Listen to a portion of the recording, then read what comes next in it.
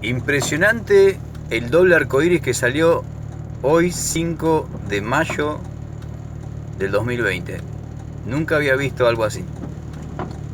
Por ahí es algo natural, pero la verdad que es la primera vez en mi vida que veo un doble arcoíris. Hermoso, ¿eh? Qué hermoso paisaje.